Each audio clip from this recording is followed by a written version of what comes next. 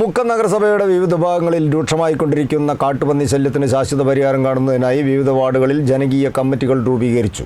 ജനങ്ങളുടെ ജീവനും സ്വത്തിനും കൃഷിക്കും വൻ ഭീഷണി ഉയർത്തുന്ന പന്നിശല്യം പ്രതിരോധിക്കാൻ ശക്തമായ നടപടികളുമായി മുന്നോട്ടു പോകാൻ കമ്മിറ്റി യോഗങ്ങളിൽ തീരുമാനമായി. മുക്കം നഗരസഭയുടെ വിവിധ ഭാഗങ്ങളിൽ രൂക്ഷമായിക്കൊണ്ടിരിക്കുന്ന കാട്ടുപന്നി ശല്യത്തിന് ശാശ്വത പരിഹാരം കാണുന്നതിനായാണ് വിവിധ വാർഡുകളിൽ ജനകീയ കമ്മിറ്റികൾ രൂപീകരിച്ചത്.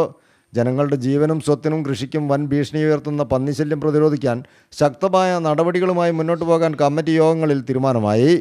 കാട്ടുപന്നികൾ താവളമാക്കുന്ന തരത്തിൽ കാട് പിടിച്ചു കിടക്കുന്ന സ്വകാര്യ വ്യക്തികളുടെയും അല്ലാത്തവയുമായ എല്ലാ പറമ്പുകളും അടിയന്തരമായി വെട്ടിത്തെളിയിക്കാൻ യോഗം തീരുമാനിച്ചു. നിലവിലുള്ള നിയമപരമായ അനുമതിയോടെ കാലാവസ്ഥ അനുകൂലമാകുന്ന മുറയ്ക്ക് ജനകീയ പങ്കാളിത്തത്തോടെ കാട്ടുപന്നികളെ വേട്ടയാടി ഇല്ലാതാക്കാനും യോഗങ്ങളിൽ ധാരണയായിട്ടുണ്ട്.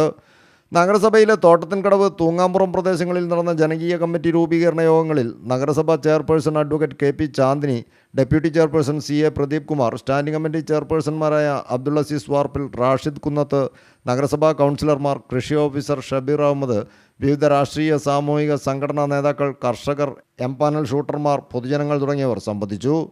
News bureau, Mukkam.